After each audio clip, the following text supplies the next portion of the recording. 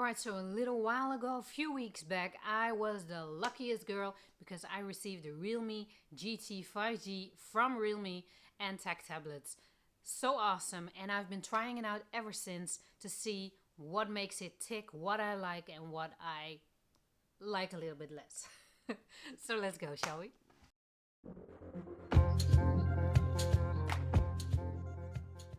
You might say, okay, this video took a little bit longer than normal. Yes, but I wanted to make sure I could give you a full picture of what I think are the plus points and the minus points. So the things that I actually like and the things that could be improved upon for the next model that comes out.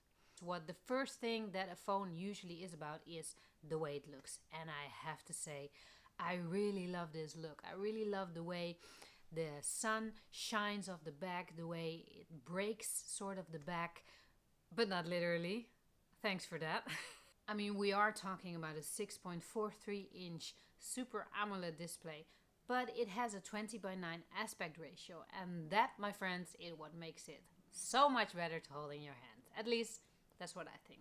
I like 20:9, I like 21:9, 19.5:9, also still fine. Bigger than that or smaller than that, how you look at it. It is big, but it's manageable, even for someone with very small hands. I also love the fact that in that design you get a USB Type-C charger, of course, but also a headphone jack, which is always very happy news for me, since I always use them also for recording audio. But you can also add wired headphones to make the audio sensation even better. So if we're then talking about that amazing screen, let's talk a little bit more, because the colors are very vibrant. Of course, in the menu you can play around with the settings of how warm you want the colors to be, of how vibrant you want the colors to be. For me, I just left it on one setting for now because I like that the best. And colors are really nice when you're watching something on your phone, when you're watching a movie or something, a music video, when you're watching something, it looks just really nice to see. And of course also when playing games on this phone. I mean, we have the Snapdragon 888 5G here, so that means it's pretty good. I mean, I can really tell you really how it does on the highest settings of the highest games, everything, because I'm just not that good at gaming yet. But who knows, maybe in the future. I have tried a few games though, so let me know which one you liked and which one you don't. I tried a few on Play Pass that were there, so also nice to try out those new games, see what they bring. Anyways, screen reaction is very good. It also has some game mode options which are interesting. It's just the basic game control settings and everything is there what you need, so it's good. Talking about that screen, and one other plus point which I really like, I was very impressed and very surprised actually, because this face unlock is so good. I have the face unlock sort of as a backup, and sometimes I use it, but usually I just use the fingerprint. But the fingerprint is on the front, and although I really love the face unlock, I'm not that impressed with the fingerprint scanner, but we'll come back to that later. And also, battery, but charging, that is great. I mean, literally, I am charging this thing in half an hour. It says 35 minutes. Okay, I think the lowest I've been was at like 3%, so I haven't really drained it, so I didn't have any battery at all. But still, it took, within that 35 minutes, you're completely full. And I also had that with my OnePlus 9. And I have to say that is something I really love. But of course for that you do have to have your super dart charger with you, because with a normal charger it takes a little bit longer. If we're looking at the camera, I really have to say there are a few things that I like about the camera, but there are also a few things that I would love to see improved upon about this camera, because no. First, let me look on the bright side, because always look on the right. Okay. Anyways, so one of the things I really like about this camera is it's fast. Its response is really fast. And you get a photo or a video just like that. It responds really quick. Of course, also thanks to the Snapdragon 888 5G.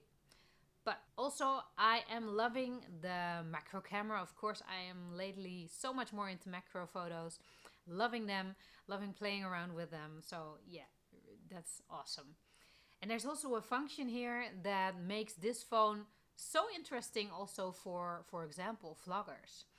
Because you can shoot a video with the back camera and then film yourself at the same time from the front camera, so dual view. And so yeah, that is basically what I really like about this phone. All the points from the design to the screen to the charging, camera, all the plus points that I really like from this phone. So after the good, now let's look on the improvable things, shall we? Well, about this phone so far, I have to say there are a few things that I didn't really like or could be really improved upon. Overall, I have to say I really enjoyed using this phone so far. But, okay, to look at the first thing that I think would need to be improved. The in-screen fingerprint. Yes, it has an in-screen fingerprint, but I'm always more a fan of a back or a under the power button fingerprint because they're just not as reliable yet, and this one proves it again. Sometimes it responds just like that, and sometimes you really have to press twice or 3 times or even press the power button before it reacts. Those are my experiences. Usually I rely right now on the face unlock because it's that much faster and reliable. Then if we're looking at the battery, I was kind of disappointed with it. I was really hoping for it to go like a day and a half at least and then some. But really this one you really have to top up at the end of the day, or maybe even a little bit before the end of the day. This does, however, depends of course on the refresh rate of the screen and also if you have a live wallpaper or a static wallpaper. So yeah, that was something that was actually a bit disappointed about. Also, when I charge it before I go to bed and it's 100, and if I then wake up in the morning, it was at 89%. That's quite a drop when you're doing absolutely nothing on it. Of course, you have the dart charge, so you can top up just like that, but still, I would love for the battery to be better. Alright, so if we're then going to the almost best improvable option for this phone, the camera. Yes, I'm sorry to have to say that. Camera is really important on the phone, and parts of it are actually really good and I like to use them, but there are also parts of it that could be really improved upon. One thing I really think should be improved upon is the portrait mode, because right now when you take portrait shots, they're okay, but more often than not, the person that you want to take a portrait of, or the thing or the animal or whatever, blends into the background a bit. So you don't really see a clear version of that person and where the edges are. Not when it's weird hair or something, just basically also a arm or a leg or a back, something like that. Something that most phones right now do get better. This phone has troubles with. So yeah, that is something that I think should be improved upon. And also just shooting normal photos. If the object that you're taking a photo of is still, the photo turns out great. But if they move a bit on the screen. There's not that much image stabilization available for some reason. And that's a shame, because that would make this camera a lot better. So that is something that I really think should be improved upon with this phone. Because the camera does take great photos. Also at night, if you hold everything still and the thing you're taking a photo of is still, photos are great, but they could be better. I mean, the camera is fine.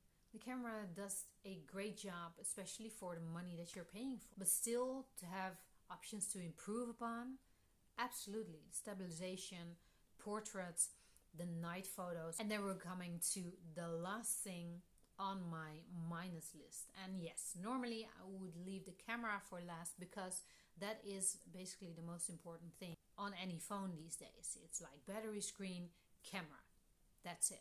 But I do have to say, although it may not be the most important thing, for me it was the most annoying thing. So, last thing on my list that I think should be really improved upon with upcoming models is the Bluetooth connection. Yes, we're talking about a phone of around 400 euros and you get all these amazing specs, but I listen to music a lot. I walk through Amsterdam, I bike through Amsterdam, and usually I have earbuds in. And I've tried the FreeBuds Pro, the FreeBuds 4i, I've tried the AirPods 2, I've tried different kinds of buds to see which connection was better.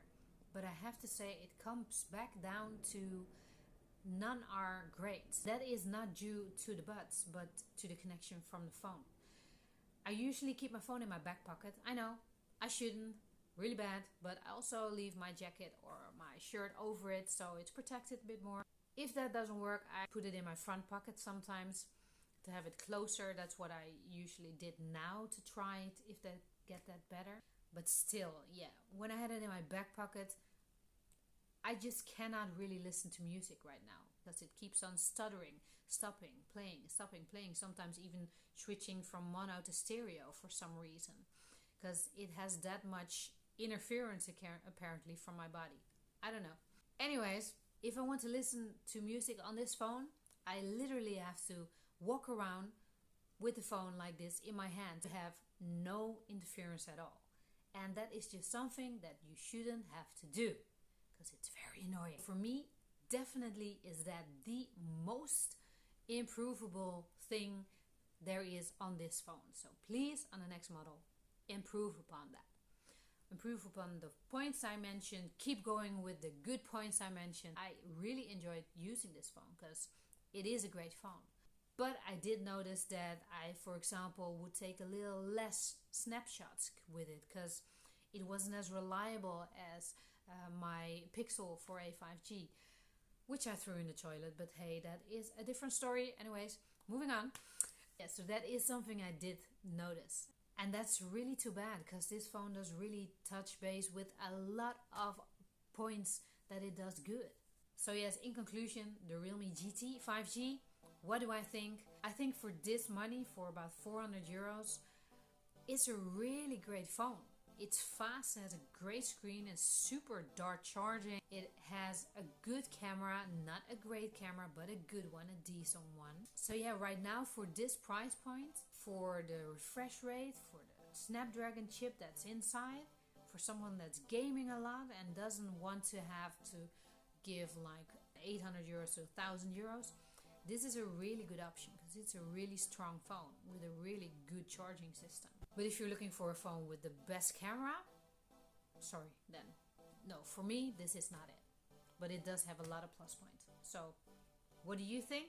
Let me know. Would you buy this phone? Why would you or why wouldn't you? Let me know in the comments below. I love that you came to watch my video. Hope you stick around for some more. So for now, thanks for watching very much and I hope to see you in the next one. Stay safe.